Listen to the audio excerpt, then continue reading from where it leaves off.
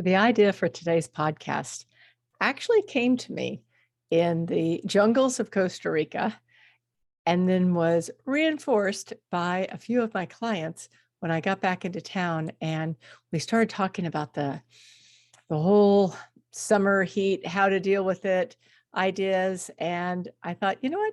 I've got some stuff for you. So listen in.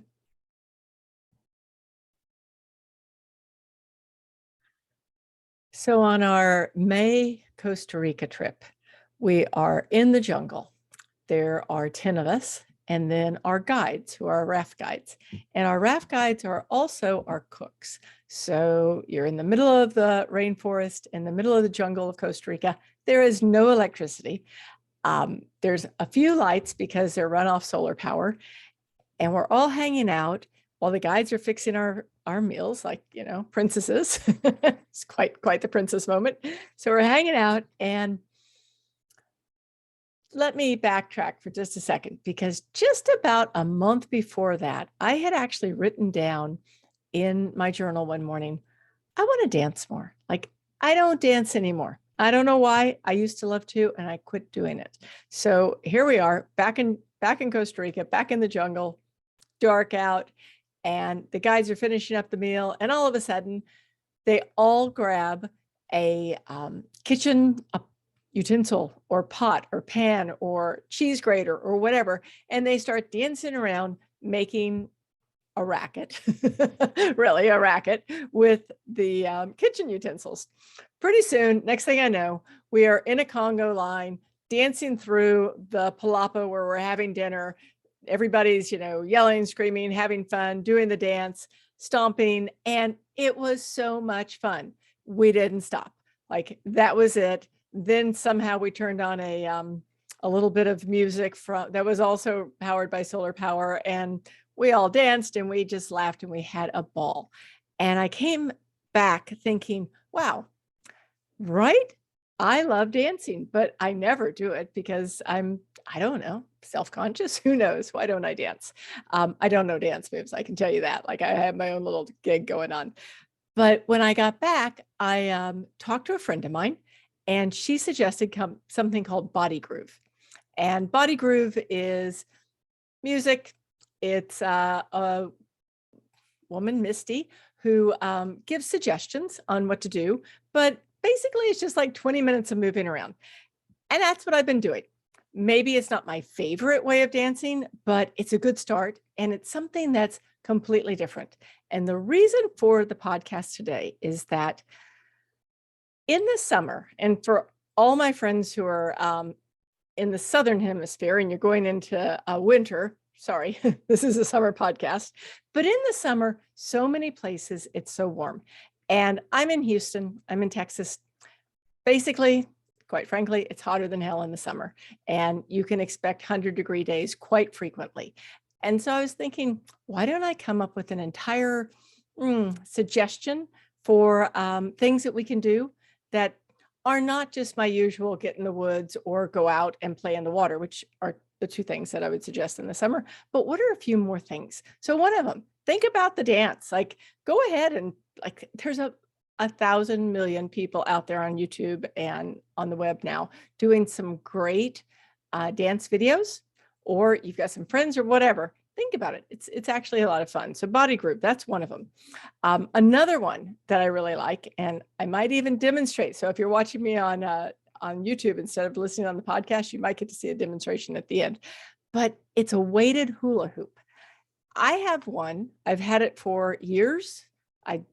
It probably weighs, it doesn't weigh a lot, maybe a pound, maybe 2 pounds. I really don't know what it weighs, but it's a weighted hula hoop. And the reason you want a weighted one is that a regular hula hoop is super light, and you've just got to, like, really do all these crazy gyrations to make it stay up. But a weighted hula hoop, once you get the move down, is actually pretty easy. I mean, one of my superpowers, I can hula hoop. Always been able to hula hoop my entire life. I'm that person that walks into a store, sees a hula hoop, and then walks around the store hula hooping the whole time. But anyone can do it with a weighted hula hoop. And what it does is it works your core. It's a little bit of cardio.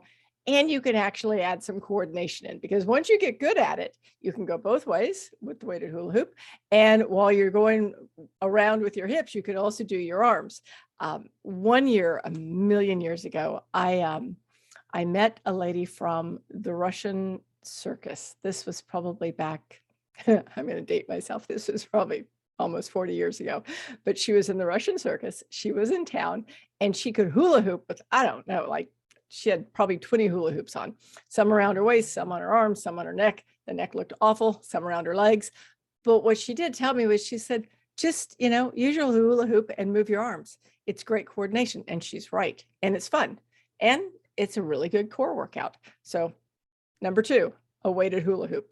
Number 3, a rebounder. Now, what you're seeing right now are all these things are inside things. And we'll talk about a couple of outside things too, but these are things that you can do inside without just having a total meltdown in the heat. So a rebounder. One of my clients has been using one, and she talks about it. And the more she talks about it, the more I thought, I used to use a little trampoline a million years ago. There's a lot of million years ago things today, but it seemed a million years ago, but I would use this trampoline and it was fun. So sure enough, rebounders are a blast. Now, the one thing I would suggest is get one with a safety bar. I don't want you to go flying off, okay? But get one with a safety bar. They're all different prices. All of these, have some cost to them, but they're all different prices. You can get a rebounder for a pretty inexpensive amount. Get one that's the right size for you, and go for it. Like, there's high intensity training videos on YouTube that you can do with your rebounder. There's just my client, she does it while she's watching TV. She bounces and does her moves. So another one, rebounders can be a lot of fun. It's kind of like, going back to being a kid and being on a trampoline. And so the next one is, what were some of the things that you liked to do when you were a kid?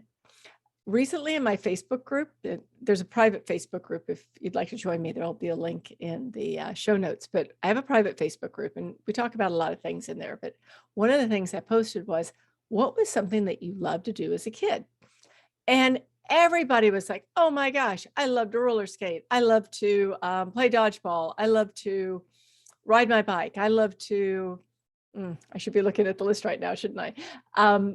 There were just like so many things that we love to do.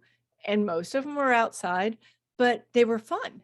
And another one, like this is a big one for a lot of my friends right now, pickleball. Pickleball is pretty easy to do. But it requires some coordination and it definitely requires some movement. So that's a good one. Another thing you can do is look at your local rec center. Like a lot of rec centers have all kinds of stuff going on that you can just like sign up, go do it, have fun, easy stuff. And a lot of them can be inside. I know that one of our rec centers has pickleball inside. They also do, I don't know, a couple other sports inside. So if you're living somewhere where there's a ton of heat, try, checking out the rec center. Another one, and this is one that you've maybe heard me talk about before.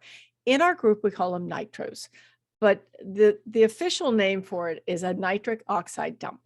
And it was created by Zach Bush. And Zach he's a smart guy. He's really good at fitness and he has tons of doctorates and somebody worth following. Okay. But what this is it's basically a short, high intensity training. So 4 to 7 minutes.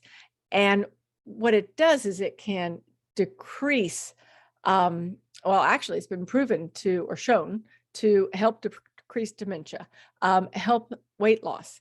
It helps your mitochondria. It helps your cells function at a higher level. All of those things. Basically what you're doing is you're increasing your nitric oxide. So I'm going to describe it, but the best thing to do is either go online, look for the video, and that video is Zach Bush, and it's nitric oxide dump, or it'll be in the show notes. But you're going to do very quickly a set of squats, a set of jumping jacks without jumping, a set of alternating hand swings, and then a set of shoulder presses. And you can start out just doing a set of 10 each. And then if you can, do it 3 times. I have clients that do this while they're cooking dinner. They do it while they're, waiting for the kids to get out of the bathroom. They do it. I do it when I'm watching videos, right? Like if I'm on a class, I'll do flip my camera off and just, jump on and do my nitric oxide, or nitros as we call it. So that's a great one. And another one is, well, there's a ton of apps and classes online, but the other night, one of my friends did a yin yoga class, and of all yoga, it is my favorite, and it's yin, just Y-I-N. And basically what you're doing is you're doing a minimal number of moves, but you're holding them for an extended period of time. And it really is something that just, it allows your body to feel really good. I did this a couple of nights ago with my friend Alina, and I swear afterwards, I slept even harder than I normally do. And it wasn't because it was a hard workout, but it was because it was a really good, soothing workout for your body. So look it up, look up yin yoga. You can find it online. You can probably find classes in your area. You can check the show notes out, and my friend Alina, she'll be in there with a class. There's just like so much that we can do that's inside, that allows us to really move, feel good, and at the same time, maybe not go all out like we might normally if we're outside. One last one that I'm going to try and describe to you. Hopefully I've got this. Parkour. I don't know if y'all know parkour, but parkour is when you see the people doing all the wild moves in the movies where they're jumping and rolling and twisting and walking on things they shouldn't be walking on, and like all of that, which looks amazingly cool to me. But of course, quite frankly, I'm not going to try it. I don't need to break anything else. But what you can do is you can turn your walk into an interesting, we'll call it parkour-ish moment. And I do this sometimes when like there's a typical walk I do in the morning. And sometimes I'm like, oh, here we go again, done this walk before. And so what I'll do is I'll start coming up with new things to do. Maybe it's stepping up and down on curbs as I go by them. Maybe it's jumping over cracks from flatfoots. This sounds really crazy, right? But it's actually, when you get into it, there's just so many things that we can do that we don't ever think of doing. Another one is that we do so much movement that's front and back, like even in front of sitting in front of a computer. Like for me right now, I'm sitting in front of a computer. Been here a little too long today already. And everything I've done involves moving myself front and back. I'm in a small box. My walk this morning, small box, front and back. But if you can take your walk and all of a sudden start doing side steps, both ways, doing side steps, using your arms, just actually adding something new, adding new ideas and new ways of moving. It's surprising that we don't think about it. If we were kids, we'd be doing it all day long. But as adults, we don't think about doing it. We're just like, walk forward. But the truth is that when you start moving sideways, when you start incorporating arms, jumps, step ups, whatever it is, into a simple walk, you change it from not just the same old, but you change it from something that is an okay movement to something that actually is really, really helpful for you. One of my clients, she does this thing, which I think is amazing. She takes small weights, maybe they're a pound, maybe they're 2 pounds, I'm not sure. Small weights, takes them with her, and she goes for a walk and she dances that walk. Like she literally dances that walk. She's waving her arms around and she's waving her booty around and she's, doing the steps and doing the marches and doing everything. When she gets done, she has done a workout. So think about it. Like there's just so many ways that we can take something that seems insurmountable. If going outside in 100-degree heat is like, forget it, not going to do it. Bring it inside for the summer if you need to. But remember, like the best exercise you can do is the one that you're going to do. All right. So The best exercise you can do is the one that you do. So find some things that are exciting. Find some things that are fun, like mix it up. In the meanwhile, drop by, pick these up, pick all the links up in the show notes. Today, we've got a ton of links. I've also got a handout that you can just download if you'd like with all the links on it. So thank you so much. Let me know if you did some of your summer workouts and what you think of them. And then for those of you who are on YouTube, let's do a hula hoop session. For everyone else, thank you so much for being here today.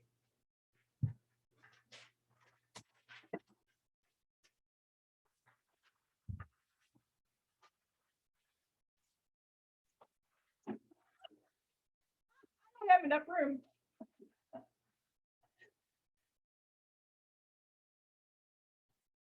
Okay, for everybody who's stuck on for YouTube, thank you for being here. I'm done. Get away to hula hoop because they are too much fun. See you. Bye-bye now.